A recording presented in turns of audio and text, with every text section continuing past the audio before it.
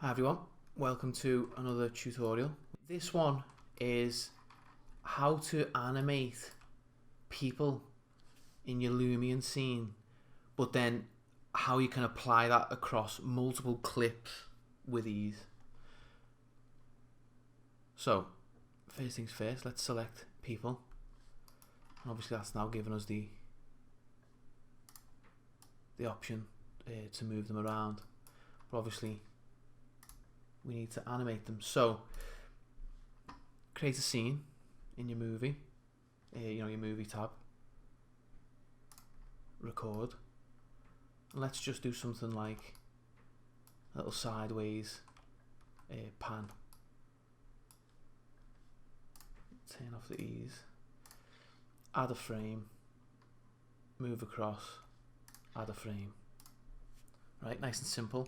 I prefer slow camera movements as well, a bit more interesting. So we've set that. Then in the style, hit something like realistic,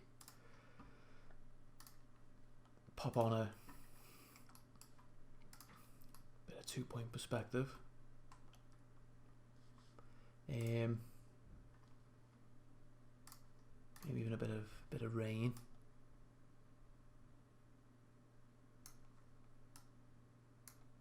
Just drop the particles down so people aren't out in the pissing down rain. Okay, so then we've got that. Then we want to animate our people. Add an effect, animation, move. Then you edit that. And what you want to do is you want to just set an end position. And then you can simply drag these people to their end positions. You've got to give some thought to obviously people bumping into one another. Got to give some thought to the length of the clip and the distance that they're walking. The greater the distance and the shorter the clip, the faster they move, and obviously it just becomes ridiculous. Now I was saying about how you can do this across bigger projects and across multiple people. So what I'm going to do now is move people even if they're not necessarily in this view. You could choose to move the car as well. Notice the wheels moving, which is very impressive. Okay, so something like that. So take this opportunity now to then go to any other people in the scene and move them, because that will then save a bit of work when you're going through multiple camera angles.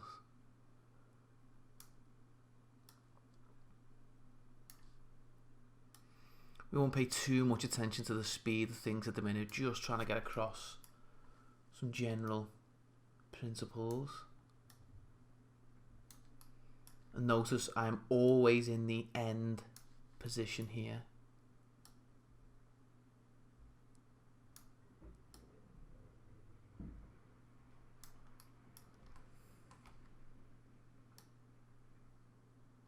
Okay, so that's everyone in this scene animated, including the cars. So if you confirm and now play this clip, everything's moving, which is just superb. Now you'll notice that that man there has moved backwards. That's because I didn't give him enough slack. So if I just move him more, his end position should then be beyond this duration. There we are. Okay, now for that to apply to other scenes, because if you now just do something like that to that and hit play, everyone stood still again. So what we want to do is you then jump back to this clip, edit, copy the effects, edit, paste effects.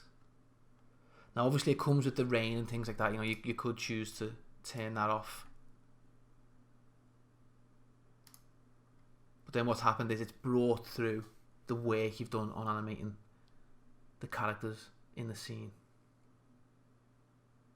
How cool is that? So if we then just finish off with the ultimate proof, which is the other end, obviously. So if we then, you know, maybe take a high level shot, something like that. Maybe, you know, those people will come into shot, which will look good. Just a nice simple side pan. Same again, all the people look a bit bizarre at the minute. Edit, paste effects, turn off your 2-point perspective, hit play, and there we are. Superb. Again, you're seeing that effect there, but a few of them are bouncing back. You just need to extend their end position to sort that out. And then obviously you would then render off the movie. You may want to render it per clip. I prefer to render it per clip. It makes for easier editing. But that's it. That's it. How you animate people in the scene and how you can then kind of mass produce that work, which is obviously the move effect. You can how you can mass produce that across an entire movie, which obviously makes your workflow that bit more efficient.